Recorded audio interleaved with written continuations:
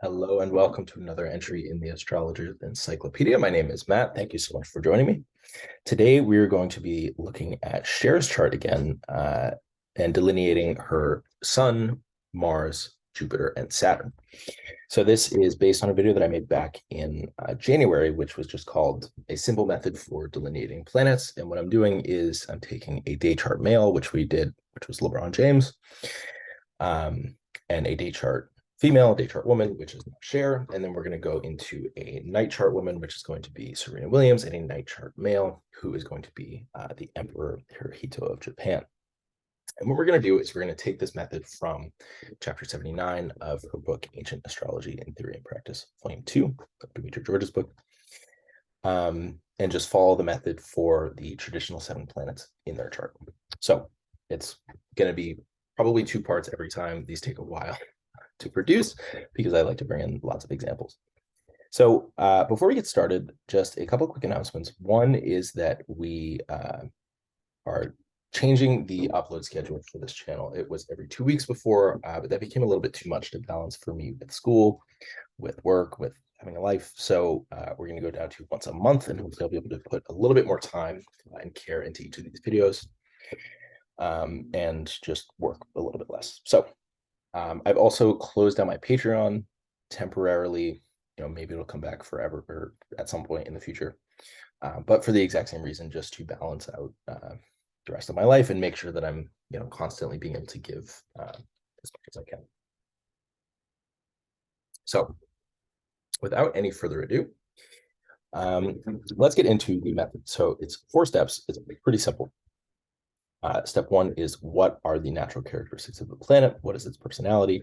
So starting with the sun, we would say the sun is fiery, the sun is hot. It signifies fathers, kings, the soul, the mind, ambitions, things that are highly visible within the life, that kind of a thing.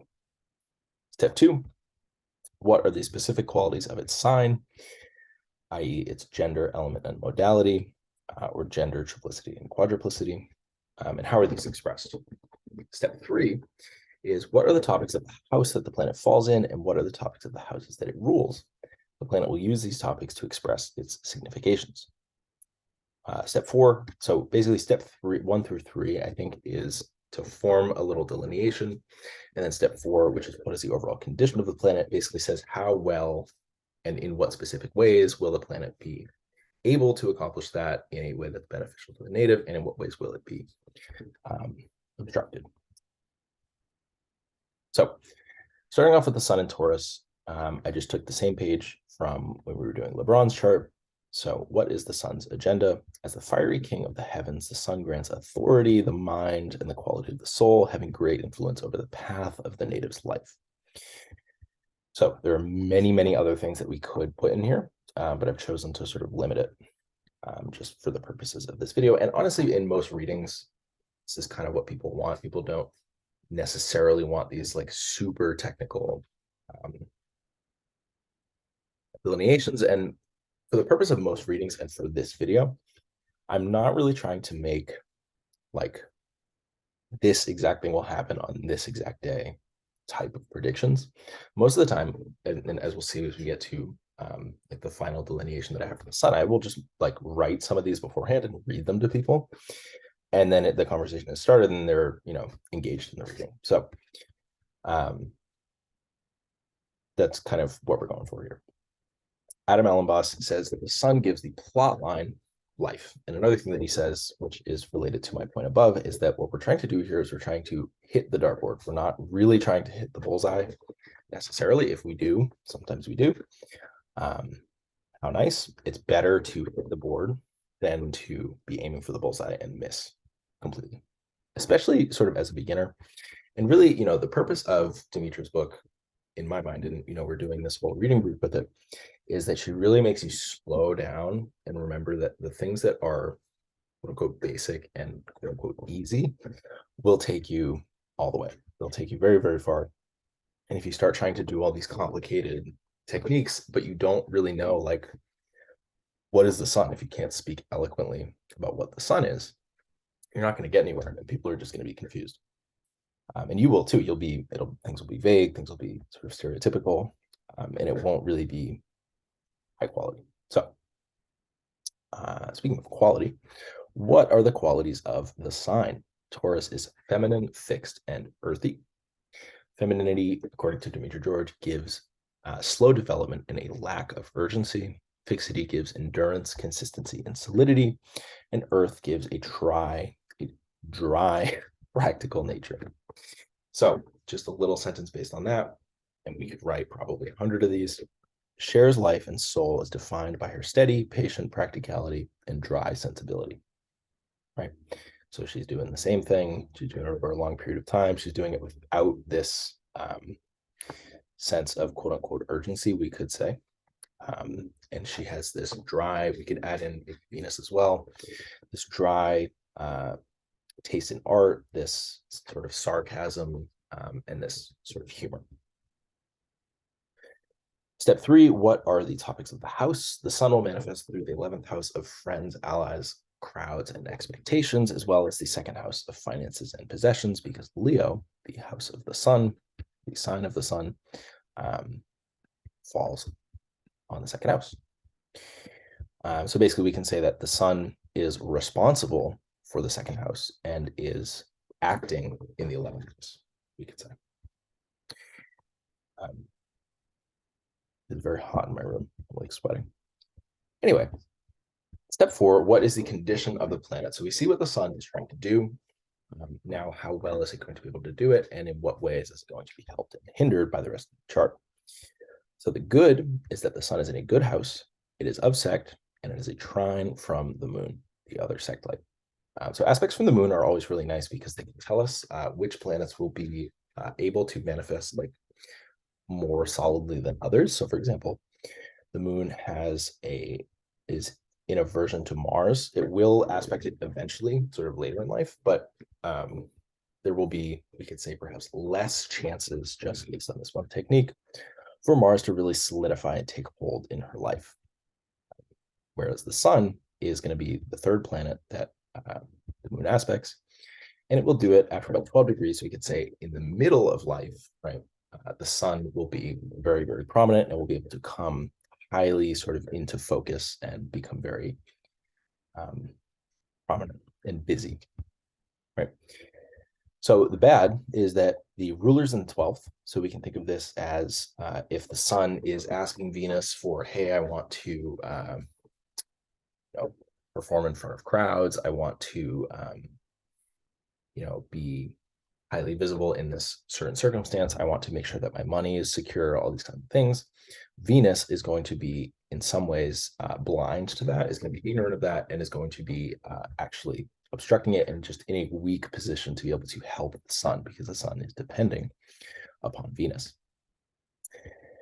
And then also the sun is square Mars. So Mars is in the inferior position, so it definitely could be worse if, let's say, Mars was in Aquarius. But we could say that the square to Mars harms the sun by opening up her life, her soul to financial troubles, to material entanglements, conflicts over money, blah, blah, blah. So the sun is in moderately good condition. I'm going to give it like a B minus. Demeter really likes to give these letter grades, and it's not like you have to settle on this and that's it, right? But it helps you kind of get in the ballpark of like how helpful is this planet going to be to this person? What kinds of experiences are you going to find? And so you'll find yourself giving a lot of B's and C's. Rarely will you find a planet that is like an A plus or an F. But so I think like almost every planet in this chart that we've looked at is like between a B plus and like a C minus, right? Because no one here is like particularly amazing, but surprisingly, even like Saturn and the moon, none of them are that bad. Like they definitely have things going for them and they could be worse.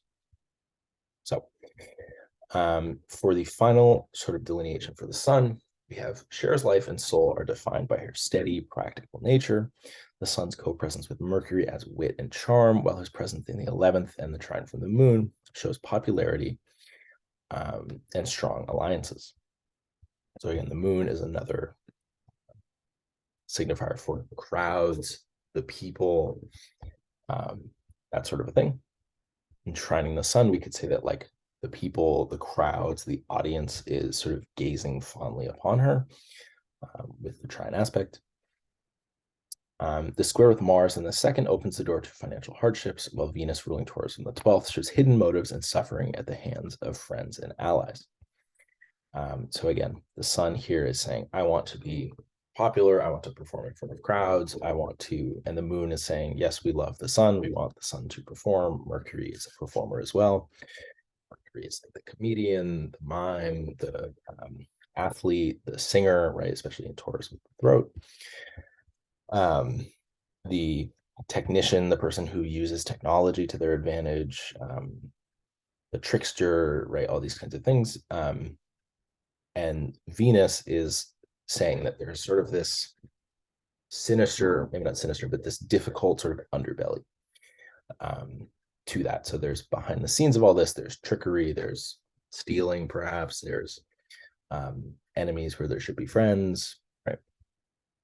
So that would be Venus in the 12th. So getting in now to examples, what I've done here is I've taken probably 3 or 4 or 5 for each planet, different perfection years, and just looked at what happens when these things pop up. And I've incorporated the transits as well. I had a comment in the last video asking for the transits to just make things a little bit more specific. I'm not going to go crazy into them because it can kind of complicate things, and it could take me a long time, and it will start bringing in all these other planets, and I really want to focus on one planet at a time. But so basically we see the Sonny and Cher Comedy Hour having its first episode on August 1st, 1971, Leo year, Libra month. So again, we see the sun here and Venus, actually Jupiter being activated here by month. And Jupiter is a planet that we're going to get to. So the show would run for 3 years and had over 30 million weekly viewers. Connie Berman writes that they being Sonny and Cher, exuded a warmth, playfulness, and caring that only enhanced their appeal. So basically we see when the sun is activated and when the sun is strong in Leo, she is well received by audiences. She is famous for what? For performing, for joking, for making fun of her husband, right? That could be an interesting Venus in the 12th. Calling him short, making fun of his intelligence, whatever. But there's this very sarcastic, dry element to it, and she's out there in all these beautiful outfits. They're singing together, and they're just incredibly, incredibly popular. However, I will say that, and we see this in the transits, is that there was trouble brewing, right? So they ended up getting divorced because, and I think we're going to get into this with either Jupiter or Saturn, and I think we did already with the moon, is that she cites voluntary servitude and stealing, basically. So he set up Cher Enterprises to produce her records and to produce a show and movies and everything. And she owned none of it. He owned 95% of it, and the lawyer owned the other 5%. So she owned literally nothing. So again, we do see here that the sun, while she's famous and popular and warm and exuberant and playful, right, with Mercury there and also with Taurus, there is trouble behind the scenes. She's being stolen from by her ally. She's being controlled and restricted and confined, right? All these 12th house things by her ally. And we also do see, interestingly enough, the first episode, Saturn opposite the moon.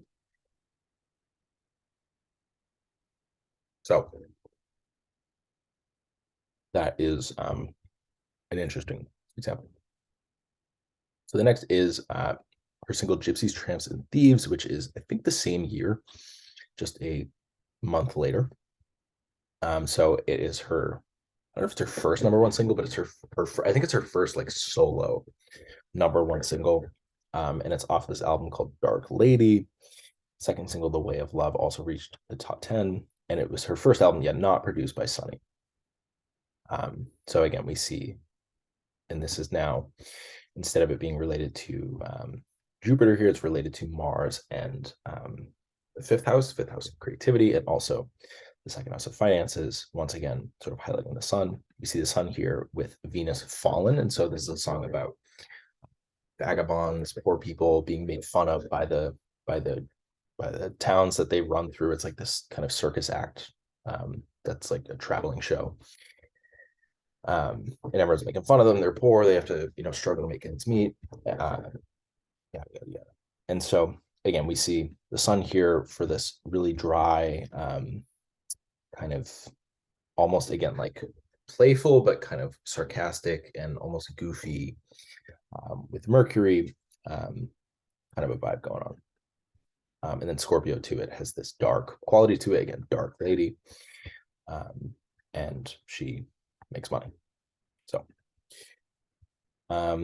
next is we have the movie Silkwood. So this is, I think, 1983. This is a chart when the movie was released. It's a Leo year and Aquarius month. And so this is her first major movie role. It's her fourth movie that she's in. The first two were made in the 60s and produced by Sunny, and they were so bad that she swore off movie making forever. For about 12 years, she didn't make any movies, and then she came back for this very strange movie called, what was it called? Jimmy Dean, Come Back to the Five and Dime, Jimmy Dean, I think is what it was. It was a play first on Broadway that she was in, and then it was a movie. And it's a very, very strange movie. Not a good movie, but I recommend watching it.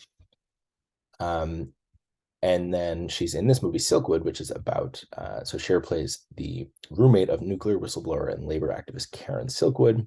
And she's nominated for Best Supporting Actress and won the Golden Globe for Best Supporting Actress. So again, we do see the sun here bringing fame from crowds. We see, Mercury again being the actor, the mime, the performer. But again, we do also see here Venus in the 12th, where it is, it's kind of quite literal actually in this movie. She's living in the house of, I don't know if she owns it or what, but she's living in the house with Karen Silkwood, who is, I forget exactly how she gets wrapped up in it, but it's like a plutonium production facility where they're making these plutonium pellets, and they're skirting the safety standards to try to get it done quicker. And they're giving everyone plutonium poisoning, which will just kill you. And so Karen Silkwood goes to the union in DC and makes this whole thing about it, and then ends up like stealing a bunch of documents, and is going to bring them to the union reps in Oklahoma City, which is back like 30 miles away from where this plant is, and gets killed essentially. So again, we do see Venus in the 12th here. We see Venus being oppressed, Venus being confined, restricted, killed, quarantined, isolated, right? There's these scenes where they're literally like taking Karen Silkwood and quarantining her because she's radioactive and whatever. But very good movie. And we see also, it's interesting, this emphasis on the 6th house of labor, work, slaves, you could even say. And then Venus and Saturn and Pluto all here in the 5th, and it's this art project, right? This film about Scorpio, about stealing secret documents and nuclear power plant illegal activity, all this kind of stuff. So very good movie. So now we have Mars in Leo, and we have again step 1. What is Mars' agenda? Mars is the fiery god of strife and conflict. His agenda is to create conflict, competition, courage, domination, strength, and conquest. So again, we can have the negative end of Mars, which is abusive, plundering, murdering, destroying, conquering, whatever. Conquering, depending, I guess, on how you look at it. Being conquered, right, could be a negative Mars. And then on the positive side, or on the more beneficial to the native and productive side, we have Mars as the defender, the martyr, the fighter, the courageous soldier, right?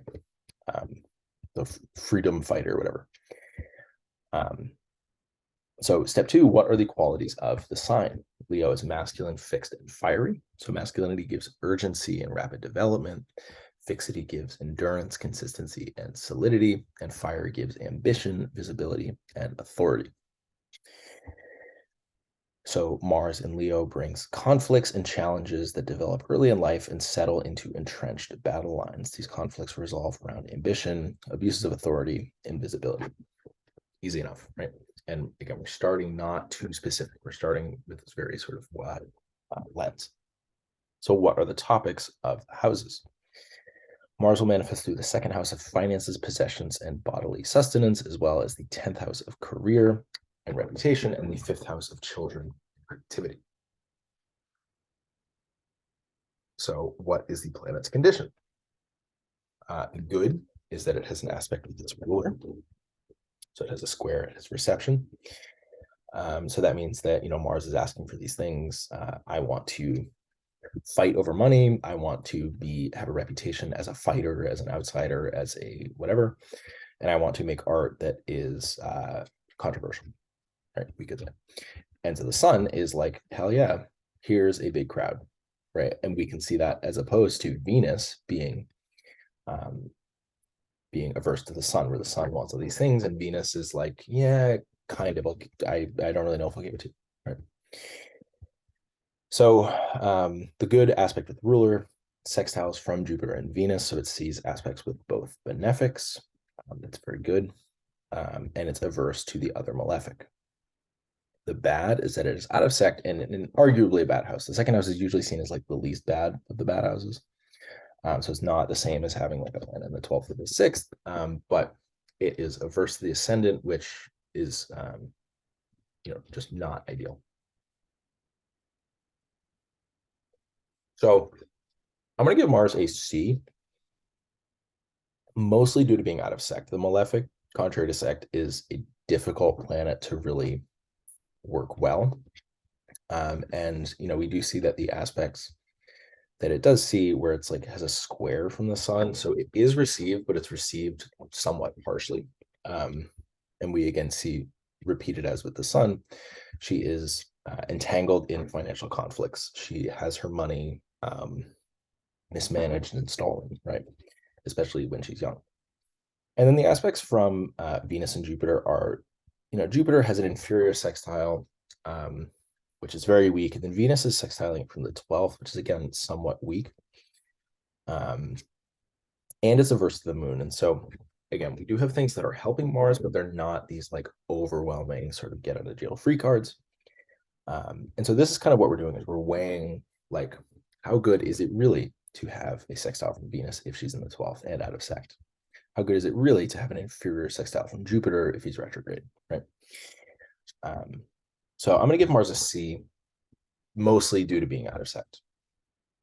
So for the final delineation for Mars, we have Mars brings conflicts into the native's life that bloom early and revolve around personal autonomy, visibility, and authority, especially surrounding finances and livelihood. Ruling her 10th and 5th, her career and children will likely be in the crosshairs of said conflict. Mars's condition overall is not terrible and suggests the possibility of at least some beneficial outcome, with the sextile from Venus in the 12th and reception from the sun showing benefit from the breakdown of relationships and enduring popularity. I'm not quite honestly sure. So sextile from Venus in the 12th and reception from the sun showing benefit from the breakdown of relationships, comma, and also enduring popularity. So again, we see the fixity with the enduring popularity. We see, we see the fixity kind of having this entrenched conflict where she is throughout life, we'll see being seen as this outsider, this independently sort of wealthy woman, which is was new at the time. And then her music pushes boundaries, is not always terribly well received. A lot of times it'll be like this album received incredibly lukewarm reviews, but in hindsight, it became like a cult classic or something like that. And we see fairly frequent conflicts around finances with her, including her divorce, conflicts with record labels, with whatever. So starting off here, we see she starts a solo show after her divorce with Sonny. So it's just called Cher. It's launched during a Scorpio year and a Cancer month. I think it was 1975. So we're seeing a fifth house year. She's starting her own like variety show, right? Pretty straightforward. The show received very positive ratings, but she found it was too much to handle and eventually reunited with Sonny after just 2 seasons. So Lindsay Zolads writes that Cher found the network censors to be more watchful than they were when she was married to Sonny. When she was single or casually dating, Cher always seemed to pose more of a threat to the status quo than she did when she was Sonny's wife. So this is exactly what I was talking about. So she's trying to earn a livelihood. She's trying to possess something, right? Her own show. But she's being attacked and criticized by 10th house, by authority figures, sun bearing down, where she's, you can think of it, right, where she's granted by the sun, by the executives, by the authority figures, um, this thing to possess, her own show, this thing to create, again, bringing the 10th and the 5th. But they're heavily, heavily sort of scrutinizing. And the point of this is that if she had Sunny, if she wasn't independent, right, Mars is cut off and independent and segmented and regimented. That's creating problems for her, right? And she's seen as dangerous, as controversial, as revolutionary, as upsetting the status quo, right? And so I think this was the first episode of her solo show, the chart for this, which is a very interesting chart. You know, we do see Venus and Jupiter in Pisces on the midheaven. So she's like now independently famous. She's having her own show. She was having like Elton John on the show, like really, really big acts. She's got the sun here on the Lot of Fortune. She's got Mars here on the moon, which I think is very interesting. In the 7th, she is separated from her husband, right? She has destroyed her marriage and is now sort of her own independent thing. This is also part of her Saturn return, which we will get to. But so we see there's a little bit more of a, like, it's very popular, but there is hostility than we saw with the sun. I guess we did see with the sun, but it's a little different. So the next thing is the song Believe. So this is from her 22nd, or I guess the album is called Believe also, but the 22nd studio album released October 22nd, 1998. This is a chart for the album, not the song. The song was released on the 19th at the end of the Pisces month. So this is a Scorpio year and an Aries month when this album gets released. So we see sort of this double Mars activation. So the album was dedicated to Sonny Bono following his death in 1998. Not necessarily relevant here to Mars, although you could see Mars as the husband. But I just thought that was kind of interesting. We see again this theme of, you know, the marriage, the breaking up of the marriage, whatever. But I think what's really, really interesting about this is that it was like her best-selling record to date. Still sold millions of copies. It, you know, made her tons of money. But also that this was, I don't know if it's the first song ever, but it was like the first well-known song to use auto-tune. And so it eventually became known as like the Cher effect. And so what Valence says about Mars is that Mars controls the hard and abrupt. What does auto-tune do? Usually when you're singing, your voice kind of slides up between the notes. And what auto-tune does is it makes it more like note, jump up to the note, jump up to the note. And it has these hard edges on each of the pitches. And so it gives it this like futuristic kind of robotic quality, but it was, you know, a smash hit. So Tom Ewing writes that it is a song to, quote, make people who've lost out in love feel like they're winners. So again, with Mars, we're not really dealing here with Venus. We're dealing with heartbreak, with sorrow, with, am I strong enough to, you know, have life after love? Like, do you believe in life beyond love? Like, once love has been destroyed and cut away and broken, right? Your heart has been broken. Can you still live and do things? Are you strong? Like, do you have what it takes? Are you strong enough for that? So I love that, where it's like this Martian way of singing and performing. And by this point, she's like wildly famous. Again, we see Jupiter here on the midheaven again. Mars here in Virgo, Mars in Mercury sign with Mercury is about technology. Mercury is about I don't know why I'm putting up another word, technology, using technology and implementing that into her reputation and her art, the 10 Pentacles. So next is this movie Burlesque, which I believe was in 2010. So it's a Scorpio year again, and a Taurus month this time. And Cher plays a nightclub impresario in her first musical since 1967. So an impresario, I think, is like the like booking agent, almost kind of, where it's like you have to go impress this person, you have to like make an impact on them, and they'll let you like perform at the club, I think. So the movie received mixed reviews, but became a campy niche classic, and the soundtrack was released a few days before the film at the end of the Aries month. So the soundtrack of the film, which I think she's probably more known for than the movie itself, is released at the end of this Aries month. And that song, You Haven't Seen the Last of Me, which I think is very like Martian. It's like a threat in the form of a song almost. Reached #1 on the dance charts, making Cher the only artist to have a #1 song in 6 consecutive decades. So again, we're just bringing in the topics that Mars is ruling, where it's the 10th and the 5th, and she's kind of, these are her business dealings. These are the things that she's making money off of. This is her livelihood. These are her possessions, right? Her songs that she's producing and performing. And again, this is a time where, sort of similar to Believe, where it's not this necessarily like universally loved song. It's a lot of times people will be like, oh, that's too cheesy. It's like this terrible 90s Euro pop, whatever. But at the same time, it has this like niche cult classic. And it's campy, right? It has this just flamboyance, this extravagance, this fieriness to it, this Leo-ness to it, right? That people really love. So next we have Jupiter in Libra. So back to square one. What is Jupiter's objective or agenda? Jupiter gives success, relief from troubles, magnificence, honors, dignity, higher knowledge, and can signify children. Step 2, what are the qualities of the sign? Libra is masculine, cardinal, and airy. Masculinity gives urgency and rapid development. Cardinality gives stops and starts and changes of direction. And air gives intelligence, sociality, and thoughtfulness. I like to think of air as the most quote unquote human element, because we see 2 of the 3 air signs are people. We see Aquarius, the water bearer, and Gemini, the twins. And then Libra is this very, to me, like conceptual sign. It's like the signifies balance and order and the law, right?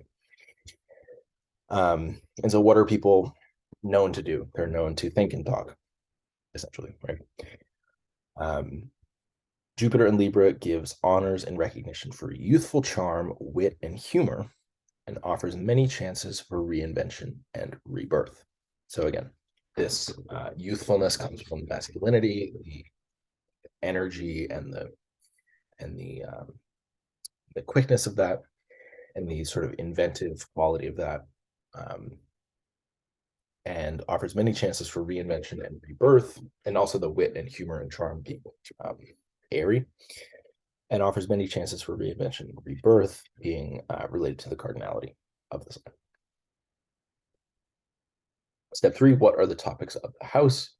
Jupiter will manifest through the 4th house of home, family, parents, late life, and death, as well as the 6th house of injury and servitude, and the 9th house of religion and foreign travel. You also extend it to foreign people.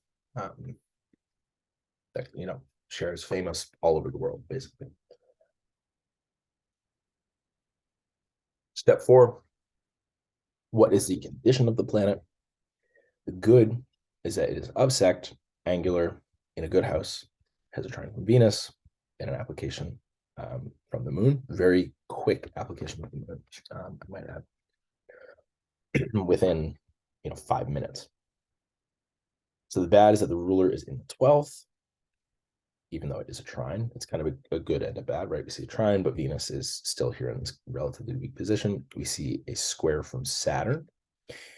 It is retrograde, and it's averse to the sect light.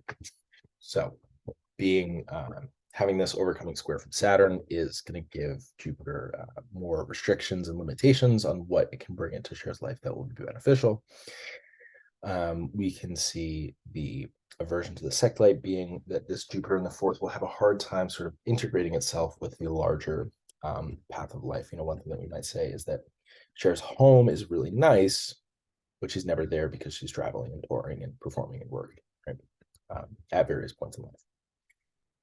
Or that it's retrograde, that her home is unstable and unsteady. She keeps moving, she keeps going to different places, she keeps traveling, especially the Jupiter is ruler of the 9th. Yada yada yada. So I'm gonna give Jupiter like a B-. There's some good and some bad.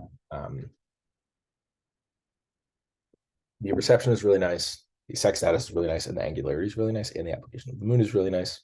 But again, it's limited by a couple different factors. So the final delineation that I've written here is that Jupiter gives benefit, honors, recognition, and elevation for youthful charm, refined taste. That's more like a Libra thing, being the exaltation of Saturn. So, maybe a quick tangent is that I like to think of Taurus as, if we're thinking of Venus as art and like tastes, then Venus or Taurus in general is going to signify more of a common like folk taste, where it is exalting the moon. It's lifting up the moon, so it's lifting up things that are common to the people. We can think of like the literal earth being something that is beautiful and accessible to all. We could think of folk songs, not necessarily like the genre folk, but like songs that are common to all the people. Whereas Libra is, and it's also earthy, so it's low to the ground. It's, again, it's accessible, it's normal, it's average, right? More or less. Not that it's not beautiful, but it's common, quote unquote. Where Libra is more lifted up, right? Air is above the ground. It's exclusive by nature of being related to Saturn. And it has this like darker, more like autumnal, wintry quality to it. So I think of things like ballet, or like just like really fancy architecture and sculptures that are like in one place and they're really hard to get to, and they're like for rich people, kind of, refined dinners and table manners and etiquette, that kind of thing would be more like Libra. It's a little bit stiffer, it's less accessible, whatever. So again, Jupiter gives benefit, honors, recognition, and elevation for youthful charm, refined taste, and artistic integrity in Libra. Jupiter benefits from a trine from Venus, his host, who offers benefit from relationships and art, even if those things are built on shaky foundations in the 12th. He is hindered in some way by a square from Saturn, suggesting difficulties and constraints due to tradition, older people, especially related to her marriages and deaths. So Saturn is old things, can also be like deceptive things, older people, traditions, whatever. Related to her marriages and deaths, Saturn rules the 7th and the 8th. Overall, Jupiter in the 4th here suggests a very comfortable, fashionable, and prosperous, if somewhat unstable, home and late stage life. So first is her divorce from Sunny. So the divorce is finalized on June 26, 1975, which is a Sag year and a Capricorn month. And so, one way that maybe we could think of like perfection years and months is that we have the overarching goal of Jupiter being to liberate, to free, to exalt, to bring relief, all these kinds of things. And it's doing it through the means of each planet and sign that it passes through. So Jupiter here is liberating from marriage, right? From an older, right? Sunny was 28, Cher was 16 when they met. And controlling partner, right? So Cher filed for divorce and alleged withheld finances and involuntary servitude. So again, we see here this square from Saturn. Also worth noting that it is the Saturn return. And also worth noting the difference in condition where Jupiter is retrograde in Libra. So it's retrograde in this sort of private place. Also interesting that they, before they got married, Cher was his housekeeper. They met when she was like performing or something, and then he hired her as her like his live-in maid, and then they fell in love and got married. But now Jupiter here is in the 10th with Mars publicly, 10th house, destroying the marriage. And we could also say that with Jupiter bearing down here on the moon, we could say this sort of impulse towards liberation and freedom within the home is going to benefit the marriage, perhaps by destroying it. Right?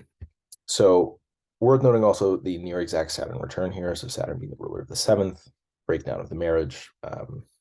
This is a good example of, we'll get to this with Saturn, of where Saturn is in decent condition here, but there are some things that are bad. And so marriage is given, right? It's angular, it's prominent, but it's in Cancer. The marriage didn't fit. It wasn't a good marriage. So Cher was also granted custody of their child, Chaz, in the divorce proceedings. So again, Jupiter is here saying freedom, right, for the child, liberating the child, taking the child, giving it to Cher, putting it in her home. So 4 days later, she marries Greg Allman on June 30th. So this could be Jupiter being retrograde in the birth chart, giving things that are unstable, giving things that are prone to reversal. So she's free from the marriage and then gets right back into one. And then 9 days after this, she files for divorce, citing Allman's heroin use, his drug use, Jupiter ruling the sixth. They would eventually reconcile and stay married until 1979, but this marriage also would not last.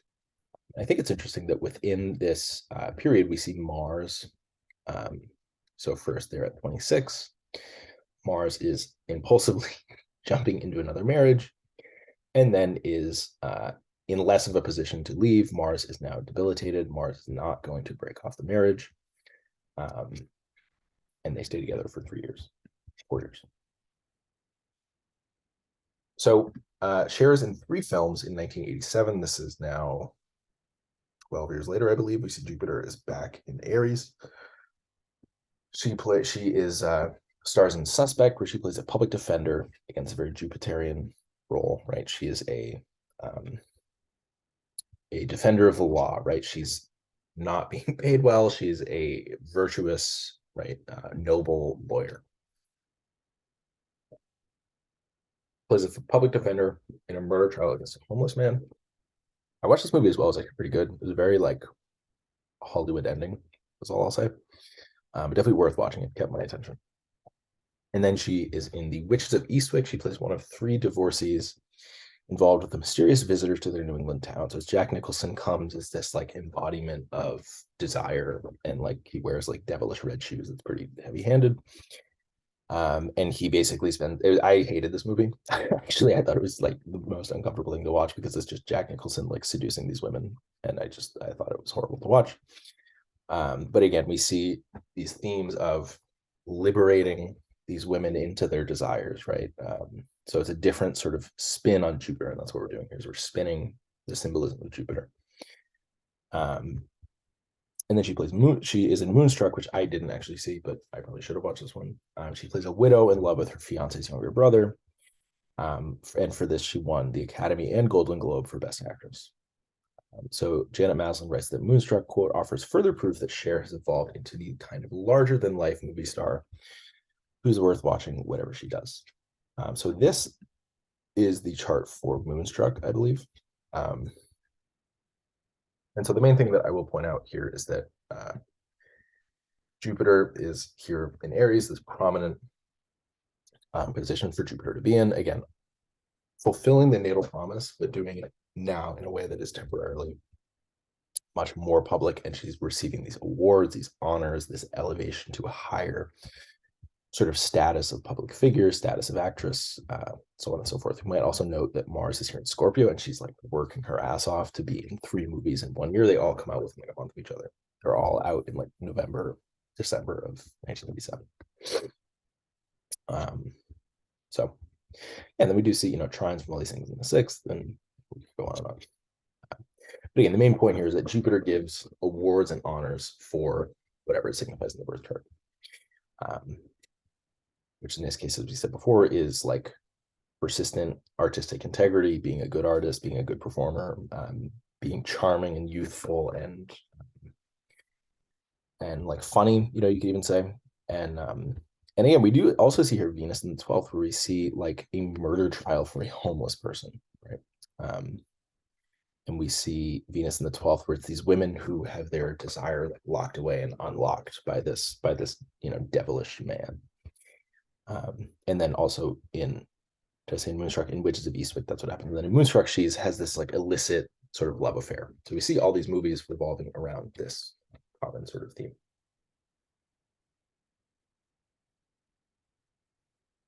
So she releases the Greatest Hits album on November 30th, 1999. And within a month, unless I read this from Wikipedia, but within a month, it has sold 3 million copies.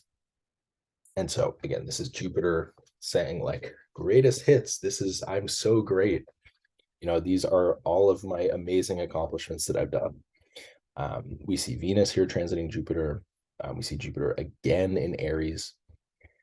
And it's also, I thought, worth noting that when this compilation is released, it's only outside the US, it's only foreign, right? And so we see here the ninth house as well, in the midheaven, in the ninth.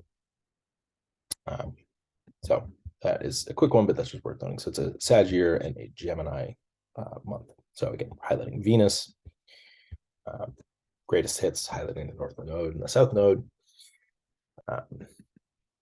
North Node's in the second, she's making a ton of money off it, whatever. So it's a pretty quick one. So finally, I think this is the last thing, is the Living Proof, the Farewell Tour. This is like my favorite one, I think. So we see Jupiter, it's a Pisces year, Pisces month, beginning of the Pisces month, and she embarks on a world tour. Originally, it's just a US tour, but then it keeps getting extended. So originally, it's 59 shows in North America, but later added another 100 North American shows, and then later added more dates in Europe and in Australia and quote unquote world tour. And ends up playing 325 shows. And so this is so just like Jupiter, where it's just like, let's just add more. Let's just add more. What if we did more shows? So it starts with 59 and grows to like 6 times that. It's the highest earning tour for a female artist ever at that time. It was surpassed at one point by Madonna, I think, or Pink also. This is an interesting list to go read. The highest grossing tours are like really funny. It's the most random. I guess it's not the most random bands because people love them, but it's like U2 and Coldplay and Pink and like Ed Sheeran, right? It's really kind of funny. But so yeah, we see Jupiter ruling the ninth, and it's also her fourth, her home during this time. The tour lasts like 3 years, but her home during this time is on the road. It's in foreign places. It's retrograde. It's unstable. Her home is not where she's living. She's living on the road. We see Jupiter on Saturn in the first. Jupiter is exalted. Jupiter is saying, I'm old. Goodbye, farewell. We're going to do this last tour, right? I am now Saturn. Let's celebrate me, right? And Venus is here as well as Mars. So, yep. And then this is, I wanted to just show, this is a house that she either sold or it's on the market for $75 million. And I think it's a really great Jupiter in Libra. It's this fabulously expensive, like on the beach, like on a cliff overlooking the beach in like Beverly Hills or Malibu or something. But it has this really refined, like it's a really, really beautiful, just like tasteful home. And Valen says that Jupiter's color, according to Mark Riley's translation, is gray verging on white, which we'll see in the home. So, and it's got these kind of like Spanish Arabesque, like windows and kind of ornaments. So again, Jupiter ruling the ninth house. And so it's just this very, I love this house. And we see like religious artifacts, again, Jupiter ruling the ninth house. This is like a mandala, like religious art.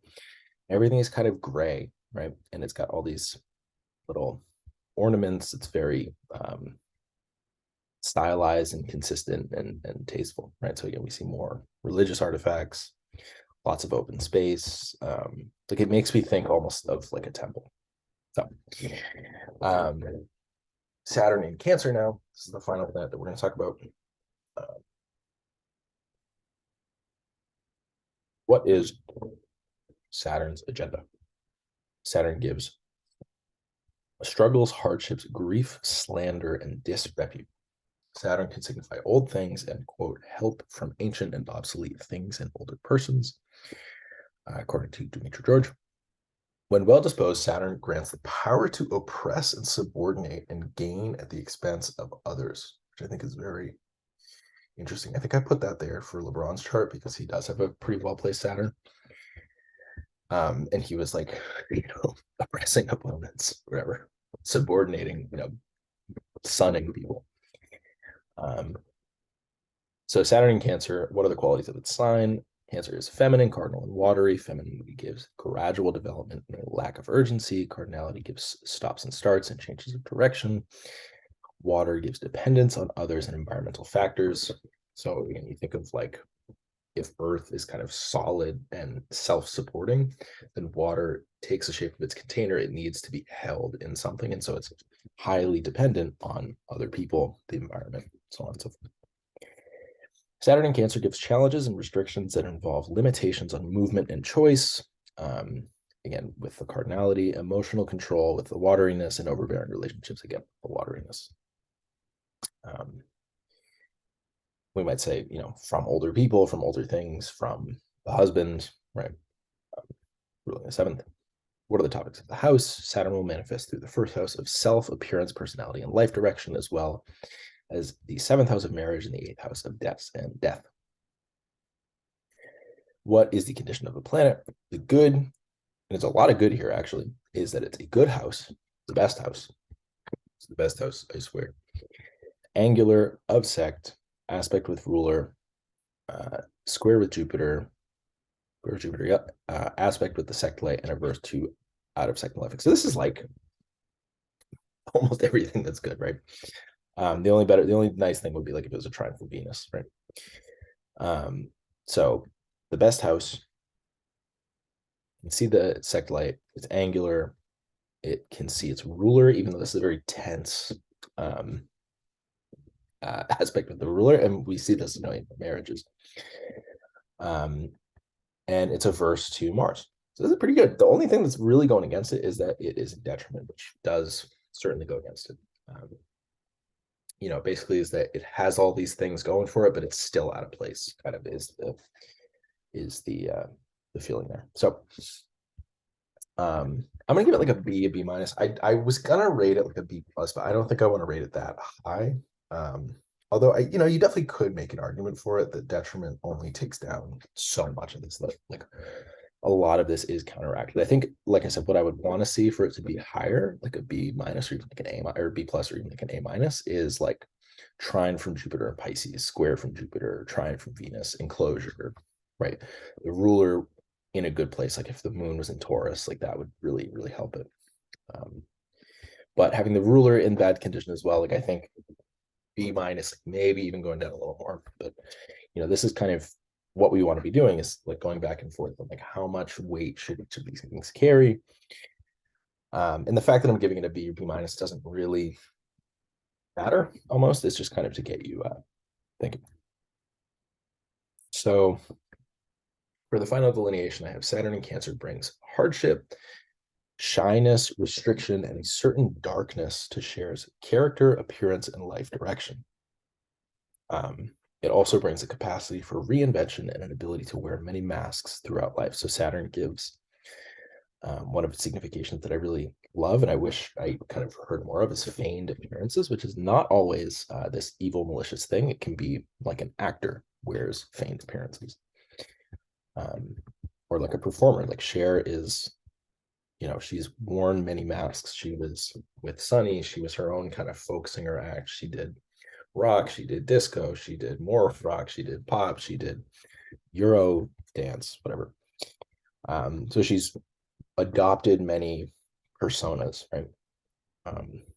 So ruling the seventh and eighth, we can see Saturn bringing controlling relationships and heavy debts and financial burdens to bear on her personality. Despite the challenges of being a detriment, Saturn's condition overall is not terrible and suggests that Cher will be able to overcome the challenges signified by the greater malefic. So first up, we have the marriage to Sonny Bono. They were married in an unofficial, I want to say secret, ceremony in Tijuana, Mexico on October 27th, 1964. Capricorn year, Gemini month. So we see Capricorn year, Gemini month highlighting the 7th and the 12th with the North Node right there on Venus.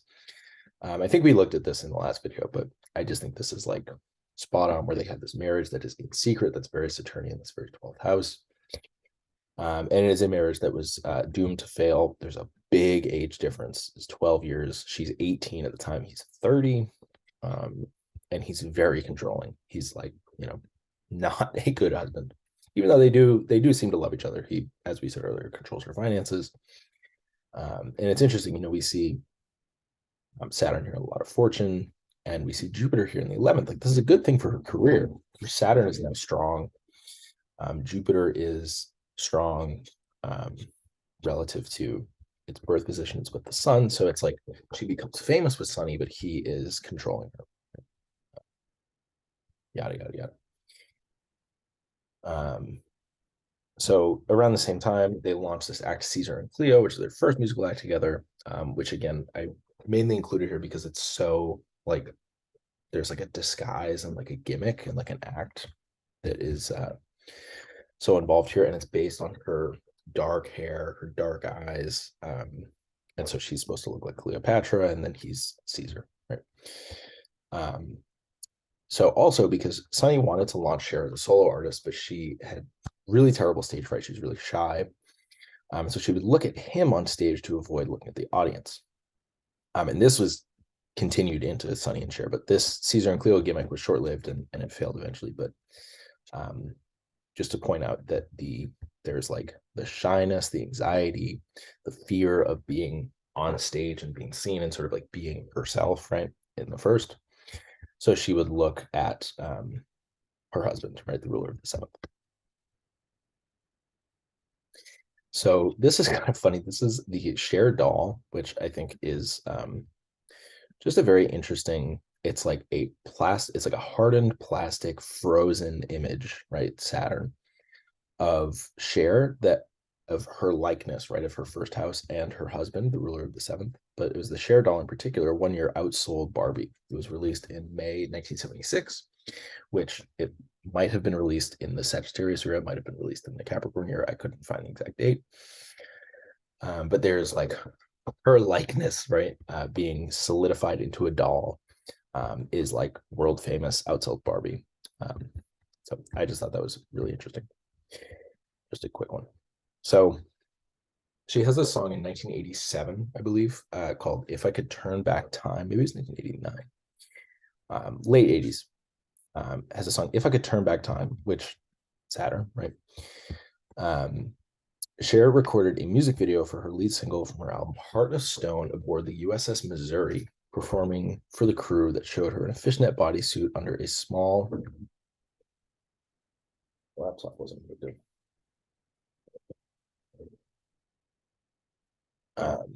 So it shows her in this like really small one-piece bathing suit. It's like this strip bathing suit under a fishnet bodysuit, under a small one-piece bathing suit, straddling one of the boat's big like guns and performing for the crew. And she's got it's like showing like her butt with this tattoo on it. And so it was like wildly controversial. So I just think it's like, Saturn gives outsiders, Saturn gives controversy, Saturn gives dark quote unquote characters of all forms. So like disreputable, controversial, sort of lowly people who would be like cast out, right? So in this case, she's seen as being like too sexual. She's being seen as too aggressive and showing her butt and whatever. And I also think it's kind of funny that she didn't tell the Navy that she was going to do this. They thought it was going to be like her performing in the boat, and she, maybe not lied, but like let them believe that this wasn't what she was going to do, and then showed up, and it was like this whole scandal. And so the video was condemned by the Navy and conservative groups and initially banned by MTV, although it was later allowed to air past 9 p.m. And then I also think I thought it was really funny that the Navy received criticism from World War II veterans, as this was the same ship where Japan surrendered in 1945. So, we see old things, old sailors. It's just it's really funny, and it's also a really really good song. Like I love the song. So, and then we see, Jupiter and Mercury. Jupiter here this was like a smash hit song, very, very popular, but popular for being, offensive to certain people or controversial or whatever. But I think this Saturn in the first speaks a lot to her as being, again, controversial, independently wealthy woman. And at this point, she's not young anymore. She's not old, but she's like mid 40s, and she's really kind of come into her own in her like later 30s and 40s, really past her Saturn return. So, and it's also kind of interesting. Like I had the exact time when they filmed, not the exact time, but they were like, it was like Friday night whatever the date was. So it was probably Aquarius or Pisces rising. And so that means that Scorpio was likely, Scorpio or Sagittarius were likely on the midheaven, which I think is just interesting. So very good song and very cool video if you want to go watch it. But so this was also the cover. So this was like the original vinyl cover where it's like this broken heart, sad woman kind of a thing against Saturn and Cancer. Heart of Stone is the name of the album. And then this is the like digital cover and the cover they use for CDs. So again, we see Cher, dark hair, dark outfit, relatively older, right? That kind of a thing. So the last thing, and this is one that I just thought was like absolutely hilarious. Like I went the other day, I went on like a whole deep dive on this Wu-Tang album for like an hour at the library. So in 2014, Cher confirmed a collaboration with the Wu-Tang Clan for their album Once Upon a Time in Shaolin. So this is Aquarius here, Capricorn month. So we see Saturn again being activated. And we see Saturn here on the lot of Spirit in the 5th in Scorpio. So we'll come back to that. It's also opposite the Sun and Mercury, which I think is very interesting. We see the Sun and Mercury sort of switching places. And we see Jupiter again here in the 1st. So she's credited under Bonnie Jo Mason, which is an alias dating back to 1964, which was either a Sagittarius or a Capricorn year, but I think it would be really, really funny if it was a Capricorn year. So she's bringing back sort of full circle, you know, at this point, 60 years later. 50 years later. I don't know. I don't know. Someone's going to tell me that. I think 50 years later. I'm not good at math. She's bringing back this feigned appearance, right? From 50 years ago when Saturn is activated in this way. And this album is just very, very strange album. So the Wu-Tang producers, Silver Rings and RZA, felt that music was being cheapened by streaming and piracy. So they created just one copy of the album and sold it at auction for $2 million. So what they were thinking was that, you know, music is becoming too cheap and like accessible. So its value is on the floor. And so basically they wanted to return to, they said, a Renaissance patronage model. So they said these works of art from the Renaissance were so high value because they were exclusive, right? Remember here with Jupiter in Libra. Exclusivity is also a Saturnian thing, things that are cloistered, hidden away, sheltered, like distant and far from like average life, right? And so it's this album that was, you know, no one's ever heard it. It's like a clause in the sale of the album that you cannot play it for 88 years until 2103. And so it took them a while to make it, and it was kept in the secure vault at the Royal something hotel in Morocco. And then it was sent to auction in New York City. It was sold to this guy, Martin Shkreli, who was like a big pharma executive for $2 million. And then it was eventually seized by the government in like an asset forfeiture because he was convicted of fraud, and then sold to someone else for like $5 million. So it's just this crazy like back alley deals, like hidden finance agendas, right? And it's very, I think it really speaks to, again, Saturn and Cancer as being things that are perhaps inaccessible to the normal person, things that are far away from the normal experience, things that are kept secret, things that are hidden, things that are secured behind security and bars and made to be isolated. But then Jupiter's here also sort of elevating that to this expensive art object, right? And so she just appears on this album, which I thought was hilarious. And so you get to see, this is the case that the album was kept in. So it's this like blue and silver, right? Cancer, like jeweled box. And so when they brought it from Morocco to New York, it caused like such a scene that they had to search it for like 2 hours at JFK airport and whatever. So I just think this is a really, really funny and interesting Saturn and Cancer thing, especially when we consider the transits where Saturn is here on the lot of Spirit. A lot of Spirit carrying similar significations to the Sun being like the person's path in life, sort of quote unquote what they're here for. And so Cher is here to create art, to create music that is Saturnine in character, right? The character steering her ship, in this case, in a very central way, is Saturn. Um, so that is the whole video. And I hope you all enjoyed it. So I think next month we're going to do the fourth house. The next chart that we're going to look at is going to be Serena Williams. I'm going to need a while to prepare for that because I want to do a good job. So I hope this was fun to watch. This is probably a little bit longer of a video than normal. But yeah, until next time.